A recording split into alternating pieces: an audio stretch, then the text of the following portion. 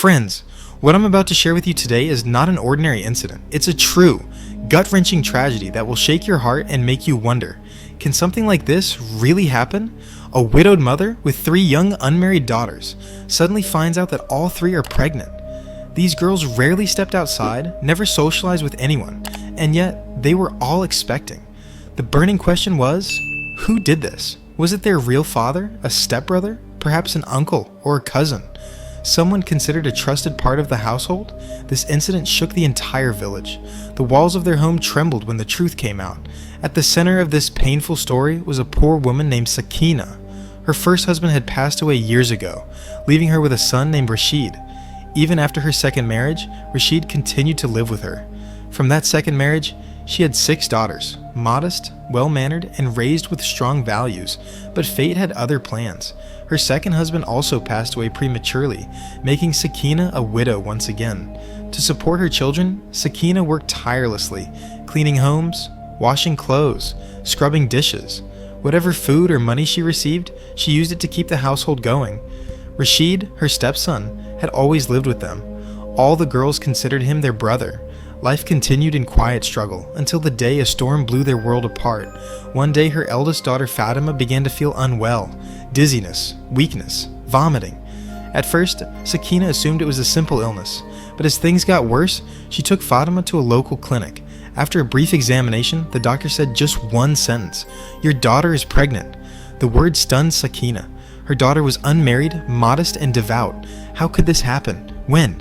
How? Who did this? She was in shock. She yelled at Fatima, scolded her, and cried out in pain. But through her tears, Fatima kept repeating, "Mother, I swear on God, I don't know anything. I haven't even seen anyone." A mother knows her child. Sakina's heart told her that her daughter wasn't lying, but the horror didn't stop there. Days later, her second daughter, and then the third, showed the same symptoms. They too were expecting. And just like Fatima, they repeated the same words. "We don't know how this happened. We swear to God."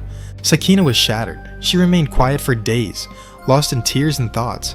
No answers came. Then, gathering every ounce of courage, she went to the royal court of Sultan Suleiman Shah, ruler of Darussalam.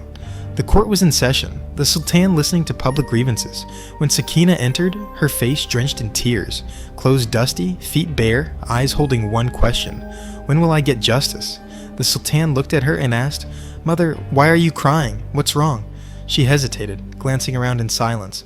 The vizier gently encouraged her, "Mother, you've come to the court. Speak up. What is your sorrow?" She replied, "My sorrow is such that if I speak it here, even the walls of my home will tremble in shame. I wish to speak with the Sultan in private." The Sultan, moved by her trembling voice and pained expression, ordered, "Bring her to my private chamber. I will hear her pain myself." 2 guards escorted her. As soon as she entered, she collapsed at the Sultan's feet and broke into tears. The Sultan comforted her and said, "Mother, your plea is now mine. Speak the truth. If there's a monster hiding in my kingdom, I will expose him and make him an example." With a trembling voice, Sakina began her story. After her second marriage, God blessed her with 6 daughters, beautiful, modest, and well-raised. But life had been cruel. Her husband passed away, and she was left alone to raise her children. She worked in people's homes, surviving on scraps and coins, feeding and nurturing her girls with every ounce of dignity she had. Her daughters were deeply respectful, never going out alone, always modest in dress and behavior. Then came the day when Fatima fell ill. The doctor said she was pregnant. Sakina couldn't believe it. Her daughter wasn't even married.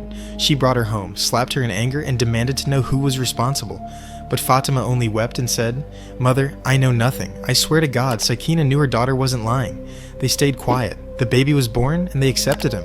But within months, the second daughter, then the third. Same story, same confusion, same tears. Sakina's patience had reached its limit.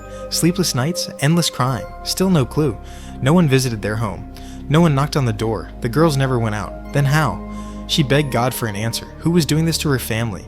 When no reply came, she decided she had to act. "I want justice, my king," she cried, falling once again at the Sultan's feet. "I want to know who this beast is, who stole my daughter's innocence and disappeared into the night." The Sultan's face turned grim. He rose from his throne, took a deep breath, and said, "This is no longer just a mother's pain. It is a matter of the entire kingdom." The court fell silent. The Sultan turned to Sakina and said, "Mother, why did you come only now, when your daughters' lives are already ruined? You should have come when your first daughter became pregnant. Maybe the others could have been saved, but I understand. The poor often hide their pain to protect their daughter's honor, afraid of shame. They carry poison in their hearts until it burns from within. You are one of those mothers, but at least you came." Sakina lowered her eyes in shame and softly replied, "You are right, my king. I should have come earlier. But now, all I ask is for justice, for that monster to be caught."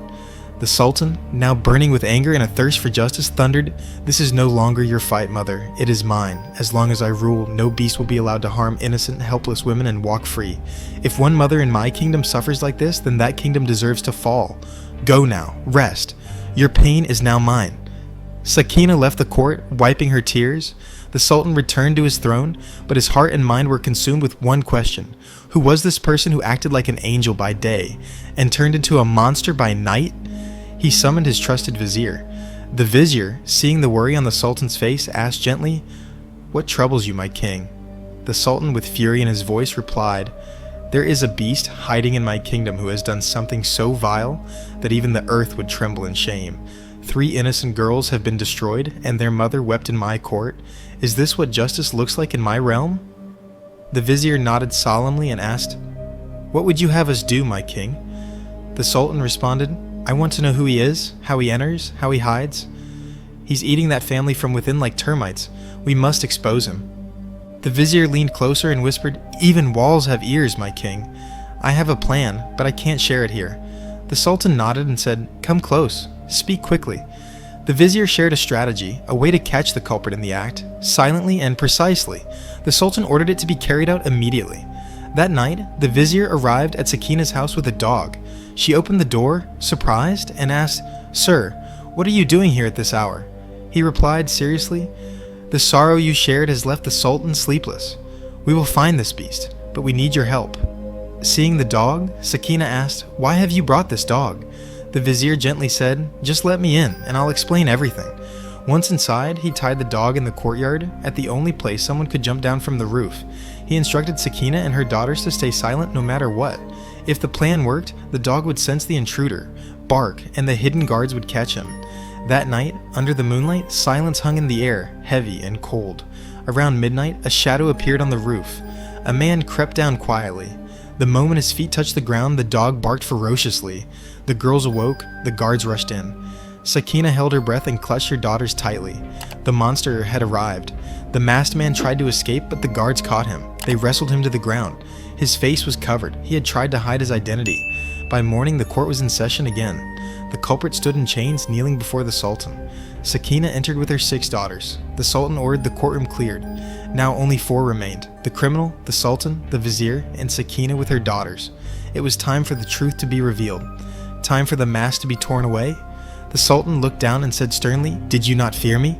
Did you think you could dishonor the women of my kingdom and escape judgment?